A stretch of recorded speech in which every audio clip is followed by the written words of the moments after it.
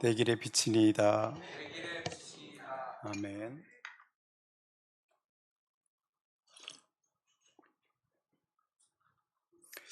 학생부 수련을 위해서 김 집사님 그렇게 뜨겁게 기도해 주셔서 감사합니다.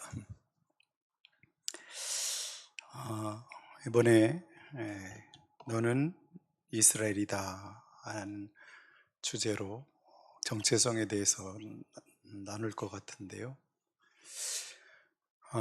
제가 한 30년 전에 장차 개박아들이라 하는 주제로 수련회를 한 것이 이번에 생각이 났어요. 이번에도 그때 많은 학생들이 변화되고 회복되었던 그 역사가 일어나기를 간절히 기도하고 있습니다. 이번에 이제 수련회 장소가 금산에 있는 제 친구 목사님 별장에서 하게 됐는데 거기가 참 좋습니다. 침대가 방방마다 침대가 많고 샤워실이 다 있고 1층, 2층, 3층 이렇게 돼 있는데 주위에는 막 호수가 있고 그렇습니다. 지난주에 거기서 친구들 모임이 있어서 갔는데 가자마자 거기서 키우는 야생 벌꿀을 막 주더라고요. 그래서 그걸 먹었는데 또 먹으라고 자꾸 줘가지고 아니 못 먹는다고. 근데 야생 벌꿀이라니까, 천연 벌꿀이라니까 막 목사님들 많이 먹더라고요. 큰일 날라고. 그리고 나서 해준 게 항아리 바베큐를 해줬어요. 항아리 바베큐. 근데 그렇게 맛있더라고요. 항아리에다가 이렇게 걸어가지고 고기를 걸어서 구워주는데 육즙이 이렇게 배가지고 아마 이번도 아마 학생들 항아리 바베큐를 할 것 같은데 지난주에 가가지고 어떻게 하는지 방법을 배우고 온 것 같아요. 그 시간엔 제가 가려고 합니다. 그거 먹으려고. 그리고 이제 유목사하고 우리가 지금 옥상에 있는 항아리 구멍을 뚫어서 항아리 바베큐 이번에 가서 하고 나서 배우고 와서 교회에서 해 먹으려고 지금 준비하고 있습니다. 어떻게든지 잘 먹고 맛있게. 그리고 또 뭘 주냐면 그 두리안. 두리안을 시원하게 요즘 팔더라고요. 두리안을. 근데 그게 그렇게 맛있더라고요. 그래가지고 얼마나 실컷 먹고 왔는지 몰라요. 거기 가면 이제 거기로 모이자 그러면 먹을 게 막 생각이 납니다. 먹을 게.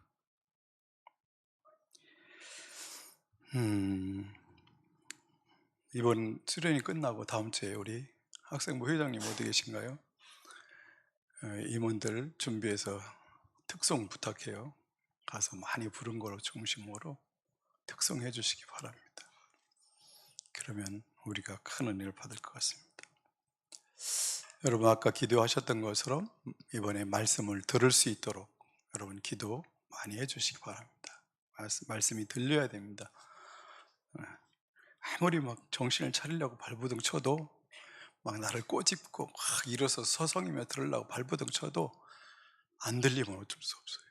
들려야 돼요. 보이고 들려야지. 그래야 그 말씀이 능력이 되고 권능이 되는 것이죠. 그 역사가 이번에 우리 모두에게 학생들에게 일어났으면 좋겠습니다. 지난주 우리는 이사야 1장을 통해서 성경의 전체적인 스토리에 대해서 이사야적 관점에서는 어떤 이야기냐 했더니 하나님의 신부인 이 땅의 사람들, 그걸 이제 특별히 예루살렘이라는 도시로 한정을 짓죠. 이사야는 창녀가 된 예루살렘이 어떻게 하나님께서 일하셔서 어떻게 그 사람들을 어린 양의 신부로 만들어 가실 것인가, 그 이야기라고 봐도 돼요. 그런 관점에서 성경을 쭉 읽어가도 성경이 풀릴 거예요. 이렇게. 그래서 이사야도 그런 관점에서 계속 여러분 이번에는 보시면 좋을 것 같아요. 이번에 그렇게 보시고 이것저것 이 관점 저 관점 막 보다 보면 힘드니까 이번에는 예루살렘을 어떻게 새 예루살렘을, 창녀가 된 예루살렘을 어떻게 새 예루살렘 만드는지, 어떻게 어린 양의 신부인 교회로 만들어 가시는지 이야기를 이사야서에서 이미 예언된 그것을 여러분이 볼 수 있으면 참 좋겠습니다. 계시록 1 지난주에도 목요일 날 묵상을 했는데 이번엔 20장을 묵상을 했어요. 거기 보면 먼저 21장에 가면 이제 어린 양의 신부인 새 예루살렘이 완성되는 이야기가 나오는데 20장에는 그 완성되기 전에 이 일을 기록하고 있어요. 그게 뭐냐면 아비소스 무적행에 갇혀 있는 사단, 옛뱀이라고 하기도 하고 뱀이라고도 하기도 하고 뭐라고도 하죠? 영이라고도 하는, 그렇게 불리는 사단을 결박합니다. 결박돼 있어요. 아비소스에 지금 결박돼 있어요. 지금 교회의 시대, 예수님이 오신 그때부터 사단 권세는 결박되어서, 사단은 결박되어서 아비소스의 무적행에 지금 잡혀 있어요. 그리고 교회는 예수 이름의 권세를 가지고 세상을 지금 통치하고 있어요. 근데 교회가 그렇게 역사하고 있는 가운데 동시에 사단의 종들인 짐승과 거짓 예언자들이 지금도 역사를 하고 있습니다. 어떻게든지 교회를 무너뜨리고 어떻게든지 사단의 나라를 세우려고, 마귀의 악마의 나라를 세우려고 발버둥 치는데, 마지막에 이제 뭘 하냐면 그 아베소스에 있는 사단이 잠깐 풀려나서 교회를 핍박하는데 하늘에서 불이 내려서 그것들을 한 번에 끝내버립니다. 그리고 잡아서 어디다 집어넣을까요? 마지막에 사단을 어디다? 무적행이 아니라 마지막에 집어넣는 데는 불못이에요. 불못. 그리고 나면 이제 하나님 나라가 불못에 집어넣을 때 동시에 뭐도 집어넣냐면 사단의 종로로 타던 짐승과 거짓 예언자들, 각종 이단과 그리고 그의 종로로 했던 모든 정권과 이런 것들을 전부 잡아서 어디에 하면 다 같이 사단이 마지막에 던져넣는 불못에 집어넣었습니다. 그때 모두 거기다 집어넣냐면 죽음과, 우리가 지금 지옥이라고 부르고 있는 하데스도 그 불못에다 던져버립니다. 그러니까 마지막에 우리가 가는 곳은 지옥이라고 불리는 게 아니라 어떻게 해요? 불못에 던져지는 거예요. 불못에. 그래서 하데스라고 부르는 지옥은 어디예요? 죽은 사람들이 가 있는 곳이고, 뭐예요? 아비수스라 불리는 무적행은 어디예요? 사단이 갇혀 있는 감옥이에요. 그것조차도 이제 마지막엔 전부 해서 이제 불못에 집어넣으십니다. 그리고 나서 이제 21장에 가면 새 예루살렘이 등장합니다. 한번 볼까요? 21장 한번. 21장 계시록.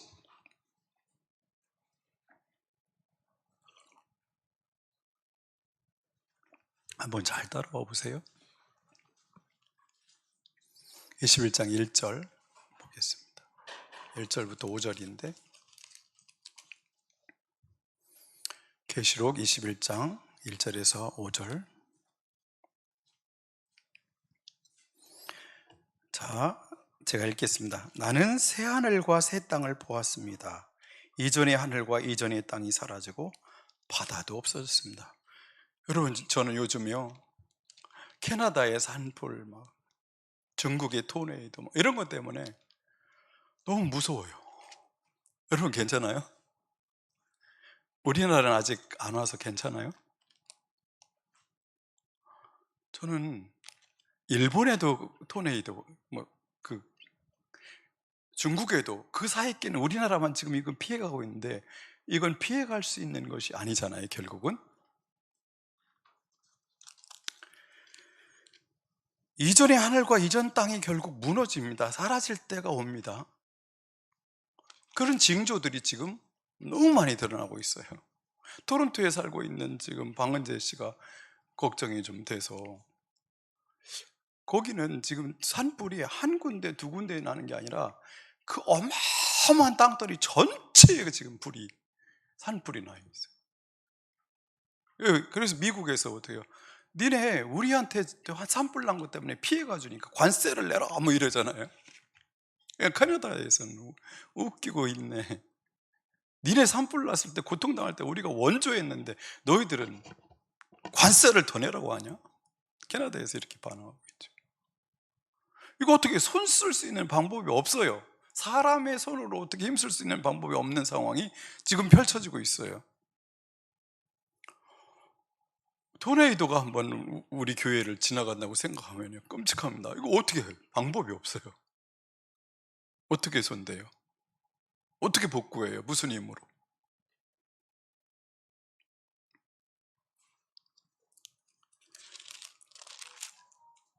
2절에 가보면 나는 또 거룩한 도성 새 예루살렘이 남편을 위하여 단장한 신부같이 차리고, 여기 이제 드디어 뭐가 등장해요? 새 예루살렘이 등장해요. 창녀 예루살렘이 새 예루살렘이 등장하는데 거룩한 도성이 됩니다. 거룩한 도성. 남편을 위하여 단장한 신부와 같이, 이 말이 왜 여기 써 있는지 계시록만 봐서는 이해가 안 됐어요. 그런데 이사야를 보니까 이 수식어가 왜 써 있는지 이해가 되죠. 남편을 위하여 단장한 신부와 같이라는 수식어가 왜 써 있어요? 이사야에서는 뭐라고 표현했습니까? 창녀 예루살렘이라고 표현했기 때문에 새 예루살렘은 뭐라는 거예요? 남편을 위하여, 남편, 신랑 되신 예수, 하나님을 위하여 단장한 신부와 같이 차리고 하나님께로부터 하늘에서 내려오는 것을 봅니다. 그런데 이 예루살렘이 뭐예요? 예루살렘이 뭐죠? 9절에 가보면, 9절의 하반절에 보면 이렇게 나와요. 이리로 오너라, 어린 양의 아내인 신부를 너에게 보여주겠다 그랬어요. 어린 양의 아내가 누구예요? 어린 양의 아내. 어린 양은 누구죠? 예수 그리스도. 아내는 누구예요? 신부? 교회예요. 교회를 보여주겠다고 그래요. 그러면서 10절에 가면 뭐라고 표현해요? 그 교회 어린 양의 신부가 뭐래요?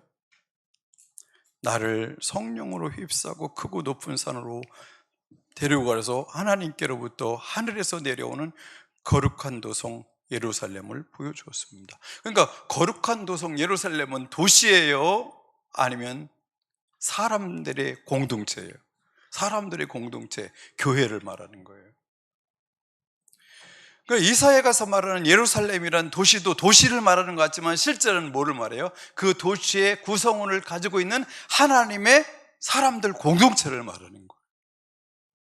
그 공동체의 상태가 어떠냐에 따라서 예수 그리스도의 신부가 될 수 있느냐 없느냐에 따라서 창녀라 부를 수 있고 거룩한 신부라 부를 수도 있는 것이죠.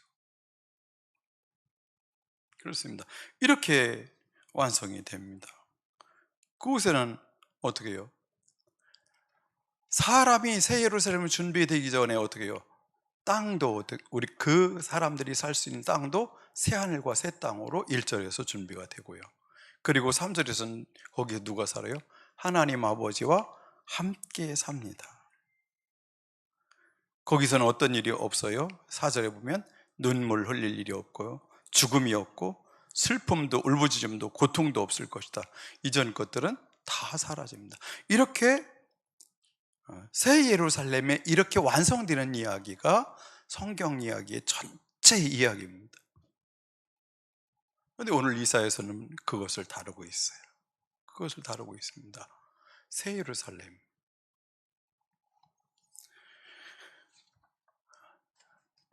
창녀 예루살렘이 어떻게 거룩한 신부 새 예루살렘이 되느냐의 이야기죠.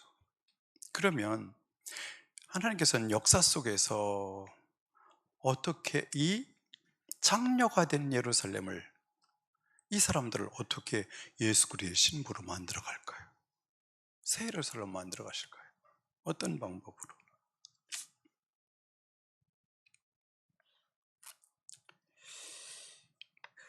오늘 본문을 보면 어떻게 하시는지가 드러납니다. 오늘 본문을 보면서 보겠습니다. 이사야서 6장으로 가겠습니다. 이사야서 6장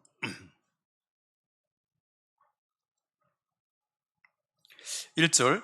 우시야 왕이 죽던 해에 나는 높이 돌린 보좌에 앉아 계시는 주님을 배웠는데 그의 옷자락이 성전에 가득 차 있었다. 우시야 왕이 죽던 해에, 우시야 왕은 남유대의 열 번째 왕이에요. 근데 정치를 잘해서 북이스라엘까지 전부 아시리아한테 조공을 보내는데 바치는데 남유다는 강력한 힘이 있었기 때문에, 우시아가 정치를 잘했기 때문에, 하나님 뜻대로 그가 정치를 했기 때문에 조공을 안 바치고 있었어요. 근데 그 우시아 왕이 하면, 여러분 우시아 왕 하면 생각나는 게 뭐예요? 그 비참한 최후가 생각나요. 나병이 걸려서 죽죠. 왜 그러죠? 이 사람이 막 사람들이 추앙을 받고 막 위대한 왕이라는 소리를 듣고 하나님 뜻대로 막 살다 보니까 세월이 점점 흘러가니까 교만한 마음이 들어서요, 자기가 보기에 제사장들 별거 아닌데 쟤들은 제사를 드리는데 나는 왕인데 이 위대한 왕이 제사를 내가 직접 못 드린다는 게 억울해요. 자기가 제사를 직접 드려가지고 어떻게 해요? 어떻게 됐죠? 문둥병이 걸려서, 나병이 걸려서 평생 그렇게 살다가 죽어요. 예배를 끝까지 성공하는 건 쉬운 일이 아닌 것 같아요. 점점 익숙해지잖아, 예배가. 그죠? 똑같은 사람들이 맨날 그 사람이 와서 설교하고 맨날 똑같은 사람들이 찬양하고, 이게 긴장감이 없고 막 두렵고 떨림도 없고 하다 보면 우시아처럼 무너질 가능성이 높습니다. 사람은 별거 아니거든요. 우리 눈에 누구만 보이니까? 사람만 보이니까. 근데 왕이 죽었으니까 이제 그들에게 소망이 사라진 것 같아요. 이 어떤 왕이 또 세워지냐에 따라서 아시리아의 그 강력한 그 서쪽으로 밀고 내려오는 이 힘을 어떻게 이걸 감당할 수 있을까? 두려울 때, 그때에 이사야를 통해서 보여주는 환상이 뭐예요? 우시아가 너희들의 진짜 왕이 아니라 누구예요? 보좌에 앉으신 하나님이 너희의 왕이라는 것을 보여주세요.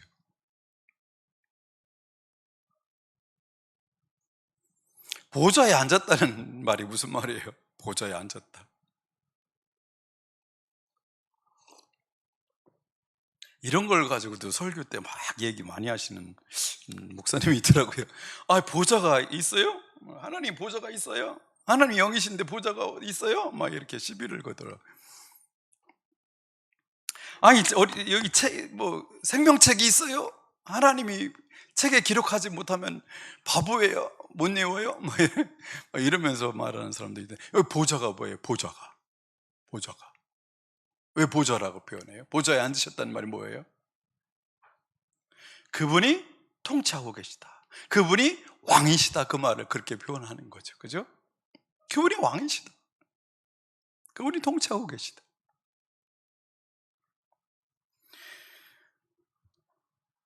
근데 그 모습이 어때요? 와, 그 옷자락이 성전에 가득해요. 옷자락은 그 사람의 영광을 뜻하는데, 옷자락이 성전에 가득하다면 영광 중에 영광스러운 모습이다, 그 말이에요. 그리고 스랍들이라는 천사들이 나타나죠. 스랍들이 저마다 날개 6을 가지고 있는데, 둘로는 얼굴을 가리고 둘로는 발을 가려. 왜 얼굴을 가리고 발을 가렸을까요?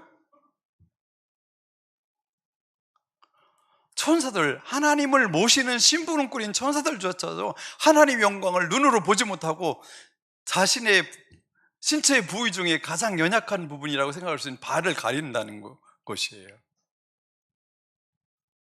그분의 영광 앞에 도저히 얼굴을 마주할 수 없다, 그런 표현이에요. 그리고 두 날개로만 날아요. 6개가 있는데. 독특한 표현들이죠. 그리고 그들은 큰 소리로 노래를 부르며 화답합니다. 거룩하다, 거룩하시다, 거룩하시다, 만군의 주님, 온 땅에 그의 영광이 가득하다. 그리고 막 노래를 하는데, 전에는 이 노래가 매일 불렸었겠죠. 그죠? 매일 하나님은 그 보좌에 앉아 계셨겠죠. 그렇지만 이사야의 눈에는 보였어요? 안 보였어요? 안 보였어요. 지금까지 안 보였어요. 오늘 보이는 거예요, 오늘. 그리고 또 무슨 일? 이렇게 하는데 4절에 어떻다고 그래요? 우렁차게 부르는 이 노랫소리에 문지방의 터가 흔들리고 성전에는 연기가 가득했다는 거예요. 그러니까 그 소리가 이렇게 우렁차고 어마어마한데도 이 세상에 있는 사람들은 그 소리가 들려요, 안 들려? 안 들려. 이사야도 오늘 전에는 못 들었어요. 오늘 여기서 중요한 단어 중에 하나, 두 개가 있어요. 본다, 본다, 듣는다. 본다, 듣는다. 이사야는 보았다, 이사야는 들었다, 이 말이에요. 보았다, 들었다. 근데 그 하나님이 어떤 하나님이에요? 온 땅에 그 영광이 가득한 거룩하신 하나님이고, 또한 만군의 여호와다는, 만군의 여호와는 뭐예요? 여호와 체바오트 하나님, 군대를, 천군 천사를 이끄시는 전쟁하신 하나님이라는 뜻이죠. 심판하신 하나님.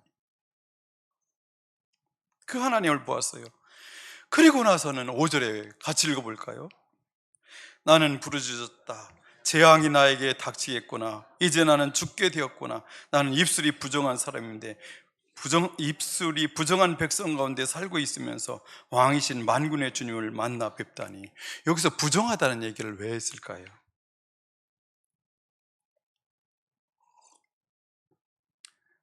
마음이 부정하다, 삶이 부정하다 표현하지 않고 입술이 부정하다고 말하는 것도 이상하지 않아요? 여러분 큐티하면서 어땠어요? 왜 입술이 부정하다고 말하지? 늘 이런 건 의문이잖아요, 그죠? 왜 입술이 부정하다고 그러지? 근데 그 백성도 어떻다고요? 입술이 부정한 백성 가운데 살고 있다는 거예요. 부정이라는 단어를 여기 등장시키는 이유는 3절에 있는 거룩이라는 단어 때문에 대조를 이루기 위함이에요. 왜 여기서 죽겠다고 말해요? 왜 죽겠다고 말하죠? 나는 부정하기 때문이에요. 혈루병 들린 여인이 어떻게 해요? 사람들이 있는 군중 속에 사람들이 살고 있는 곳에 들어가요? 못 들어가요? 못 들어가요. 왜? 그 부정한 여인이 하고 다른 사람은 어떻게 해요? 부정해지기 때문에. 부정한 사람은 정결한 사람들 속에, 흠이 없는 사람들 속에 들어가면 안 돼요. 근데 부정한 사람인, 입술이 부정한 사람들 가운데 사는 사람이 어떻게 해요? 부정한 사람이 어떻게 해요? 거룩하시다, 거룩하시다, 거룩하신 그 하나님을 보았다. 근데 그 하나님이 그곳에만 계신 분이 아니라 어떻게 해요? 온 땅에 그분의 영광이 충만한데, 그분이 거룩하심이 온 땅에 충만한데 그곳에 있다는 거죠. 그러니까 어떻게 해요? 아, 지금까지 몰랐는데 거룩하신 하나님이, 보좌가 여기 계신데, 거룩하신 그분이 여기 계신데 나는 부정하고 이 백성이 부정하니까 나도 죽었고 이 백성들도 끝났구나, 그러는 거예요. 우리는 끝났구나 이제.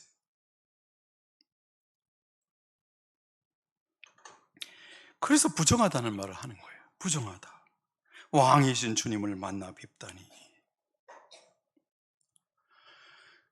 여러분, 인생 중에 이것을 한 번 경험해야 됩니다. 적어도 한 번은 경험해야 돼요. 거룩하신 하나님의 눈을 열어 봐야 되고, 거룩하신 하나님의 음성을 들어야 돼요. 그리고 나의 부정함이 보여야 되고, 이제 끝났구나라는 선언을 스스로 할 수 있어야 돼요.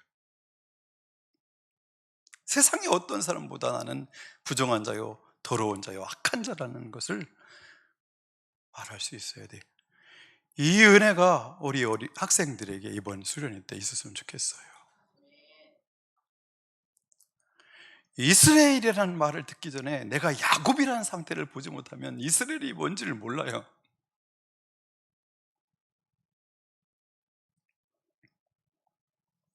내가 얼마나 야곱인지를 알아야 이스라엘의 영광스러움을 볼 수 있어요.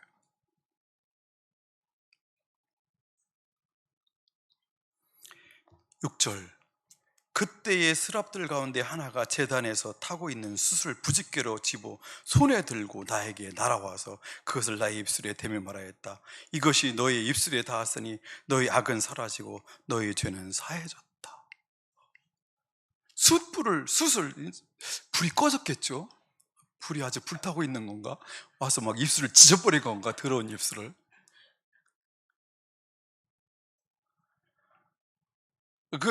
그러면 항아리, 이번에 전사님이 우리 학생들 항아리 바베큐 하다가 숯을 꺼내서 하나씩 입술 지져버려.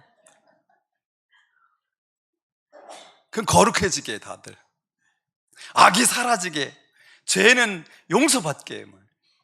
근데 이 숯이 왜 이 숯을 입에다 대니까 악이 사라지고 죄는 용서 안 받죠? 어디에 있는 숯이에요? 제단에 있는 숯이에요. 피가 발려진 제단에 있는 숯이기 때문에 어떻게 해요? 입술이 죄가 사함받는 거예요. 구약시대 때 이 얘기를 하는 거예요. 죄 용서함 받는 얘기를 하는 거예요. 그가 지금까지 살았던 죄, 악이 그냥 씻어지는 이야기를 하고 있어요.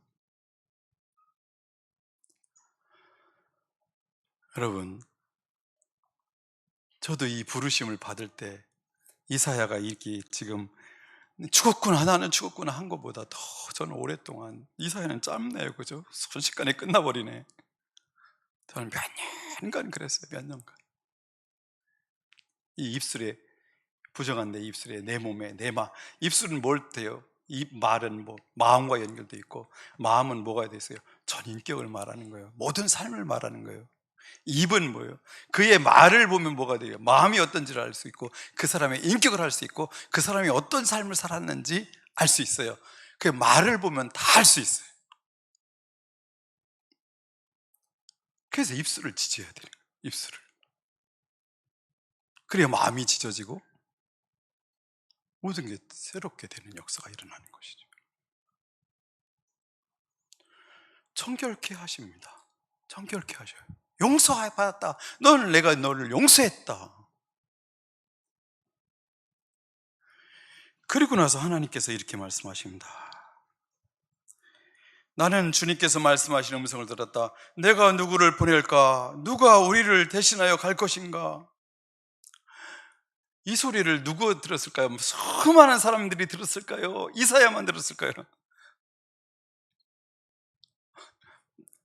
수많은 사람이 들었을까요? 이사야만 들었을까요? 이사야만 들었겠죠. 딴 사람 못 들어요. 지금 이사야만 듣는 거예요. 바울도 어떻게 다메섹 도상에서 하늘에서 막 우리 소리 같은 소리가 나는데, 바울만 들었어요? 같이 가던 사람도 들었어요? 바울만 들었어요.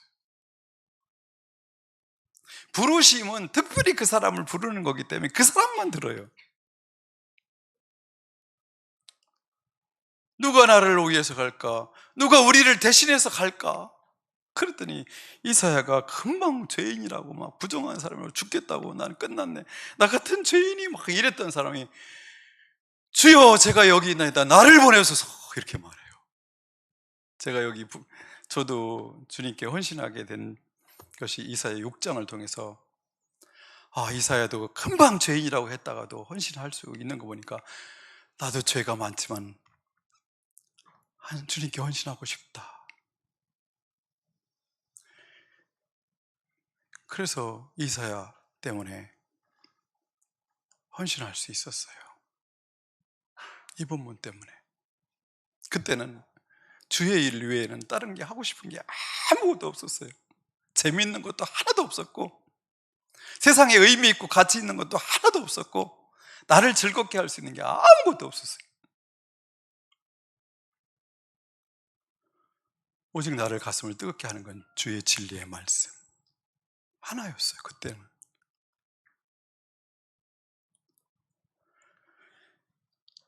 그러니 살고 싶은 마음도 없었고, 세상에 하고 싶은 일도 없었고, 그때 주님께서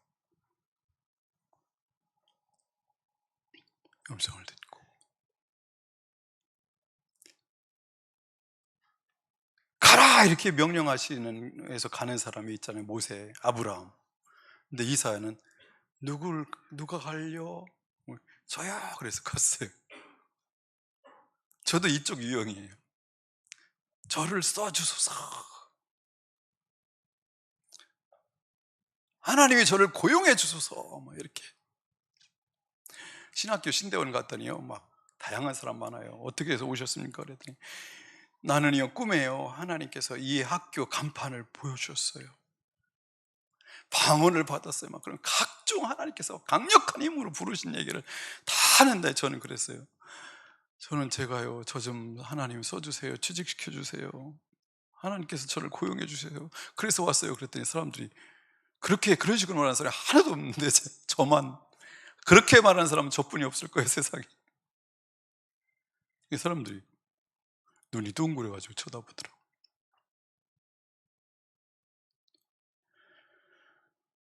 어쨌든 우리 청소년이든 어린이든 청년이든 모든 성도들이든 사람들은 이 음성을 듣고 제가 여기 있습니다. 저를 사용하여 주시옵소서. 무슨 일로 쓰시겠습니까? 이런 소명이 있어야 되지. 소명, 부르심.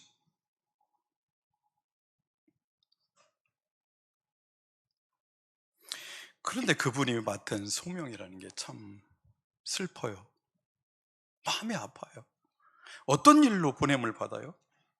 9절 보니까 너는 가서 이 백성에게 너희가 듣기는 늘 들어라 그러나 깨닫지는 못한다. 너희가 보기는 늘 보아라 그러나 알지는 못한다라고 일러라. 10절에 너희는 이 백성의 마음을 둔하게 하여라. 그 귀가 막히고 그 눈이 감기게 하여라. 그래야 그들이 볼 수 없고 들을 수 없고 또 마음으로 깨달을 수 없게 하여라. 그들이 보고 듣고 깨달았다가는 내게로 돌이켜서 고침을 받게 될까 걱정이다. 여러분 이런 사역이 있어요? 가서 깨닫게 해요. 저는 전도사 이번에 가가지고 애들이 못 깨닫게 제발 못 깨닫게 말씀을 전해. 깨달아서 회개하고 돌아오면 어떻게 큰일 나. 이런 사역이 있어요. 교사들 깨우치려고 하지 마. 그냥 대충 전해. 못 깨닫게. 깨닫게 하면 안 된다는 거예요. 근데 이게 진짜 무슨 말일까요? 이게 무슨 말일까요? 그러면 왜 보내세요? 안 보내도 되잖아요. 이 말이 참 어려운 말씀 중에 하나죠. 그때 당시 사람들은 어떤 상태였는지 한번 볼까요? 하나님의 세상을 뭘로 통치하세요? 뭘로 통치하세요? 보좌에 앉아 계시잖아요. 보좌에 앉아 계셔. 왕으로 앉아 계셔. 근데 어떻게 통치하시죠? 무엇으로? 무엇으로 통치하세요?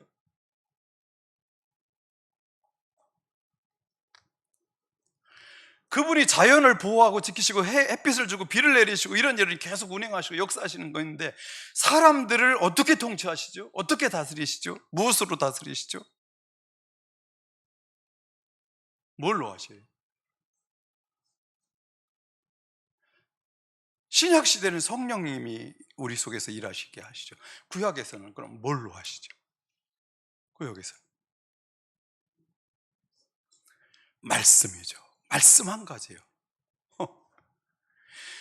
그분이 그렇게 이렇게 영광을 드러내는 보좌에 계시고 막 천군 천사가 있고 역사가 엄청난 권위가 있고 영광이 있음에도 불구하고 말로만 통치하세요. 말로만.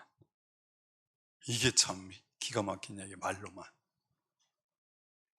그러면 예루살렘이 그분의 나라가 되고 그분이 원하시는 신부, 새 신부가 되기 위해서는 뭘 할 수 있어야 돼요? 그 사람들이 말씀을 듣고 순종할 때만 새 예루살렘이 될 수 있어요. 그 말씀을 무시하면 어떻게 돼요? 그분을 무시하면, 없인 여기면, 멸시하면 그분의 통치는 전혀 세상 사이에 미치지를 못해요. 안 되게 돼 있어요. 물론 나중에 막 아시리아라는 군대를 끌고 가지고 다 멸망시키기도 하고 그런 일을 하시기도 하지만 때가 차면 예수 그리스도가 재림하셔서 다 심판하시기도 하시고 그러지만 그 기간 동안에 뭘 하세요? 오직 말씀으로만 통치하세요. 근데 이 사람들 어떤 상태인가 볼까요? 5장 19절 가보죠. 5장 19절.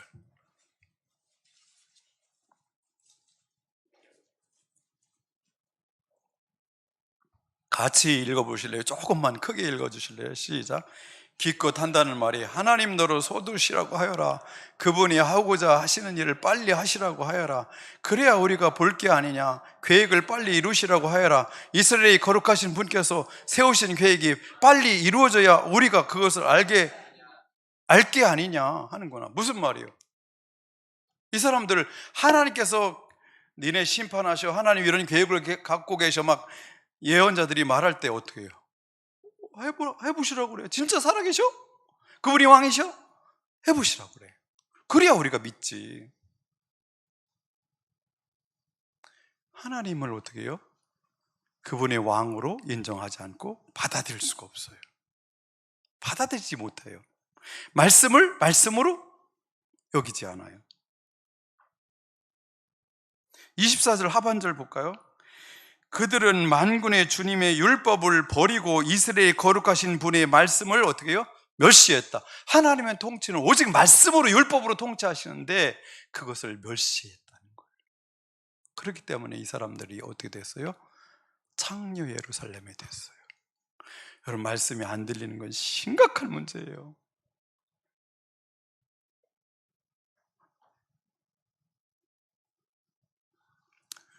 설교자를 핑계댈 수 있지만 그걸 핑계댈 수 없어요. 어떻게든지 혼자 읽더라도 성경을 주셨으니까 들어야 돼요.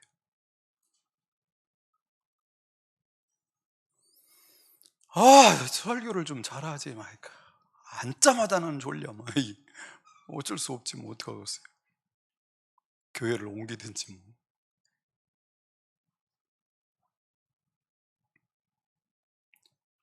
어쩔 수 없죠.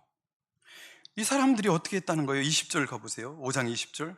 악한 것을 선하다고 하고 선한 것을 악하다 하는 자들, 어둠을 빛이라 하고 빛을 어둠이라 하며 쓴 것을 달다고 하고 단 것을 쓰다고 하는 자들에게 재앙이 닥친다. 어떻게 해요? 하나님께서 세우신 모든 원칙들을 다 뒤집어요. 하나님이 창조했다. 무슨 창조냐? 우연이다.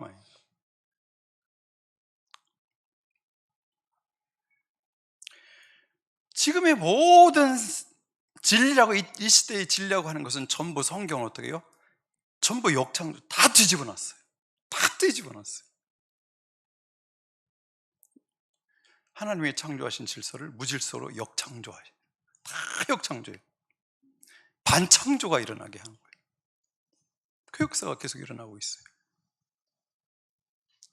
이런 상황 속에서 하나님께서 이사야에게 하신 이 말씀 무슨 말일까요? 가서 귀를 막아버려, 눈을 감겨버려, 마음으로 깨닫지 못하게 해. 이 말은 무슨 말이에요? 네가 아무리 가서 전해도 그 사람들 안 들을 거야. 그래도 전해. 이 말이잖아요. 어차피 안 들어. 그렇지만 전해. 그 말이에요. 여러분, 이거 심각하게 안 느껴지지만 설교자인 사람들은 이게 심각하게 느껴져요.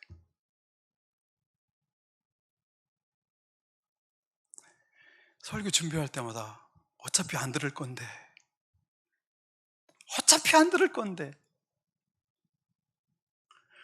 그래도 죽을 똥을 싸면서 기도하면서 준비를 하죠. 어차피 안 들을 거지만 말씀에 관심 없는데.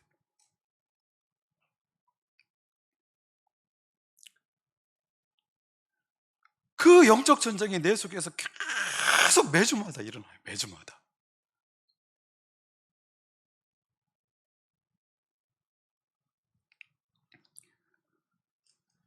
여러분, 무엇보다도 보고 듣고 깨달을 수 있어야 돼. 그리고 살 수 있어야 돼. 그랬더니 이사야가 저 이해가 안 돼요. 이런 일을 저한테 왜 시키는 거예요? 이렇게 말하지 않고 뭐라고 그래요? 11절에 주님 언제까지 그렇게 하실 것입니까? 라고 물어봐요. 호호. 이사야에서 감을 잡았어요. 언제까지 하실 거냐고 물어봐요. 그랬더니 하나님의 말씀이 참 놀랍습니다. 성읍들이 황폐하여 주민이 없어질 때까지, 사람이 없어서 집마다 빈집이 될 때까지. 이 사람들은 지금까지 뭐 하는데 일생을 걸었어요? 가옥에 가옥을 더하고 전투에 전투를 더하고 어떻게 집 한 채, 두 채, 세 채 늘리는데 어떻게 하면 땅을 좀 더 많은 땅을 갖는데 관심을 가졌다고 앞에 나왔잖아요. 그죠? 근데 그 전토가 쓸모없게 되고 그렇게 마련한 집들이 아무 쓸모없는 지경이 될 거라 말씀하고 계세요. 주민이 없어진다. 이 12절, 나주가 사람을 먼 나라로 흩어서 이곳 땅에 온통 버려질 때까지 그렇게 하겠다. 주민의 10분의 1이 아직 그곳에 남는다 해도 그들도 다 불에 다 죽을 것이다. 어때요? 결국 바벨론을 통해서 심판할 이야기를 이렇게 말씀하고 계세요. 10분의 1을 남기고 다 끌고 갈 수 있죠. 무지하고 약한 사람들만 남기고 힘있고 똑똑한 사람은 다 바벨론을 끌어갈 거예요. 근데 10분의 1 남겨도 그 사람들끼리 하나님께서 죽이는 게 아니라 지들끼리 치고받고 남아있는 이웃의 모압이나 이런 나라들이 와서 또 괴롭히고 죽이고 그랬어요. 나중에 보면 알 수 있어요. 느헤미야나 이런 데 가보면 그게 드러나죠. 결국 어떻게 해요? 하나님께서 심판하시기로 이미 작정하셨다는 거예요. 이제는 이 심판을 물릴 수 없다 하는 것이고, 그럼에도 왜 선포해야 될까요? 심판의 정당한 근거를 남기시기 위함이세요. 그래서 말씀이 우리를 심판한다는 말이 그 말이에요. 말씀이 우리를 심판한다는 말이 하나님께서 근거를 남겨놓으신 말씀이 우리를 심판하시는 거예요.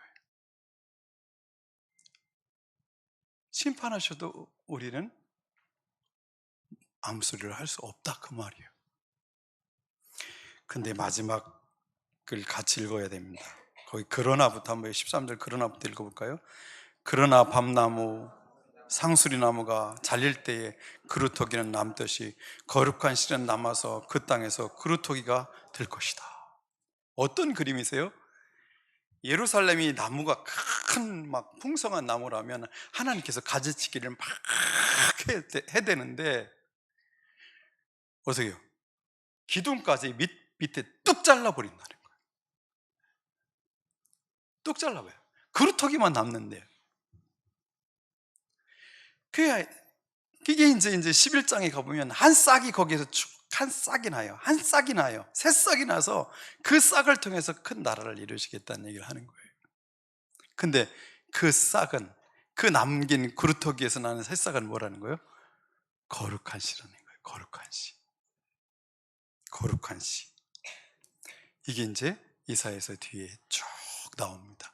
이 거룩한 씨가 무엇인지, 어떻게 이것을 할 것인지.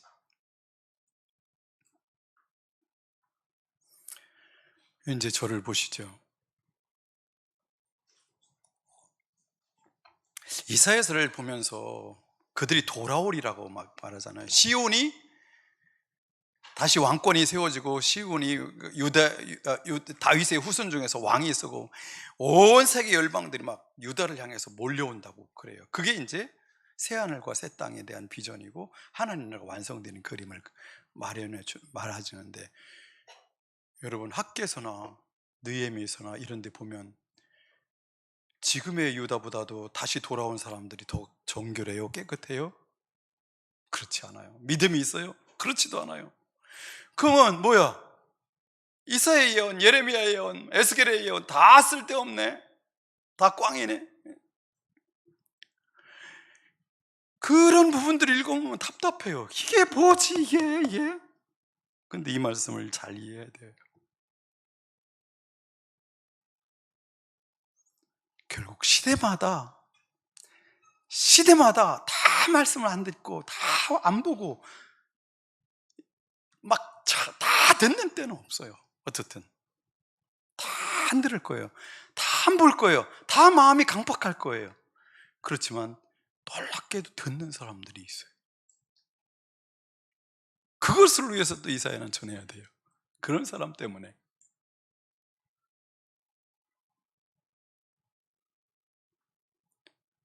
돌아온 사람들 중에서 어떻게 해요? 거기 다니엘도 있었고, 그죠? 새 친구들도 있었고, 뭐예요? 있었어요. 이스라엘에 남겨진 사람이 아니고, 끌려간 사람이 남겨진 사람이라는 말 하는 학자들도 있고요. 막 아닌데 결국 남겨진 사람은 누굴까요? 거룩한 씨들이에요. 누구예요? 주의 말씀을 듣고 깨닫고 그렇게 살았던 소수의 사람들이에요. 역사 전체를 통해서 시대마다 그런 사람들을 한 명이든지 두 명이든지 고르시는 작업을 계속 주님이 오시는 그날까지 할 거예요. 그 계시록에 가면 그 사람들이 어떤 사람이라고 표현하는지 아세요? 666의 표를 받지 않은 사람이며 동시에 복음과 말씀을 지키기 위해서 목이 잘린 사람들이라고 말해요.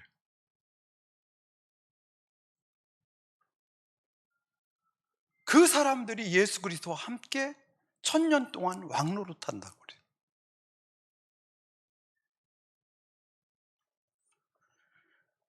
그러니까 이 시대에 우리나라에 뭐 600만이 지금 뭐 400만이 됐는지 모르겠어요. 1000만이라는 말이 한지가 얼마 안 됐는데 그 중에 몇 프로가 그루터기일지 몇 프로가 거룩한 씨일지 모릅니다. 그건 알 수가 없죠.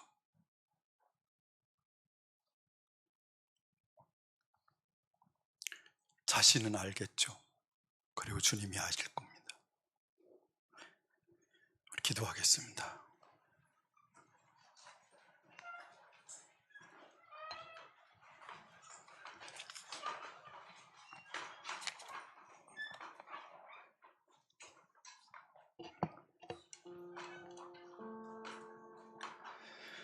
이 시간은 우리 청소년 캠프를 위해서 다시 한번 기도하겠습니다. 이 시대 참 말씀 듣기 어려운 시대입니다. 그죠? 우리 청소년들이 이번에 듣고 오옵소서, 열어주시옵소서, 보고해 하여 주시옵소서, 마음의 밭에 심겨지게 하옵소서. 한번 같이 기도해 주십시오. 기도하겠습니다.